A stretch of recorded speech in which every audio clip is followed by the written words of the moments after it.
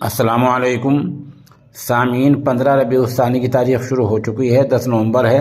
خبر کا عنوان ہے آسام مدارس اسلامیہ کی تنظیم اور سرکار کے درمیان میٹنگ۔ آج آسام میں ریاستی پولیس کے اعلیٰ افسران اور وہاں کی مدرسہ تنظیموں کے درمیان میٹنگ ہوئی ہے۔ اچھی بات ہے، میٹنگ ہونی چاہیے، لیکن جو باتیں میٹنگ میں مدرسوں کے تعلق سے کہی گئی ہیں وہ بہت ہی کڑی ہیں، بہت سخت شرطیں ہیں، وہ سننے کی بات ہے۔ ایک بات یہ کہی گئی کہ جو بھی مدرسہ چلائے گا اس کی ہر حالت میں پولیس ویریفیکیشن، پولیس کی تصدیق ضروری ہوگی۔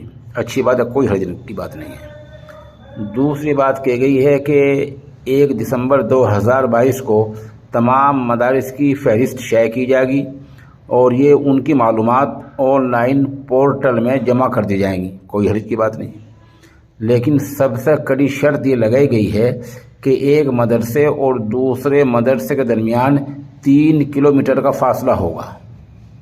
آپ نے سنا، ایک مدرسہ اور دوسرے مدرسے کے درمیان 3 کلومیٹر کا فاصلہ ہوگا۔ دوسرے کہ ہر مدرسے میں کم از کم 100 طلباء ہونے چاہیے۔ یہ ایسی شرطیں ہیں جن سے آسام میں مدرسوں کا وجود خطرے میں پڑ جائے گا۔ اس میٹنگ میں کون کون شامل ہوا؟ آسام تنظیم المدارس اسلامیہ قومیہ شاخ رابطہ مدارس اسلامیہ عربیہ دارالعلوم دیوبند، آسام تعلیم ترقی بورڈ الحافظ سلفی بورڈ، آسام اہل سنت تعلیمی بورڈ وغیرہ کے عہدیداران اس میں شامل ہوئے ہیں۔ خاص طور پر شمال مشرقی ہند کے امیر شریعت اور دارالعلوم باسکندی کے محتمم حضرت مولانا شیخ محمد یحییٰ صاحب و آسام تنظیم المدارس اسلامیہ قومیہ کے جنرل سیکریٹری اور جمعیت علماء آسام کے سیکریٹری مولانا عبدالقادر قاسمی و جمعیت علماء آسام کے نائب صدر مولانا محمود الحسن اور جمعیت علماء آسام کے سیکریٹری مولانا کلیم الدین قاسمی اور دیگر تنظیموں کے ذمہ داران موجود رہے ہیں۔ سوال یہ ہے کہ آپ ایک جمہوری ملک میں رہ رہے ہیں، آپ ایک مدرسے سے دوسرے مدرسے کا فاصلہ 3 کلومیٹر کا کیسے طے کر سکتے ہیں؟ بہرحال یہ رپورٹ وہاں سے آئی ہے۔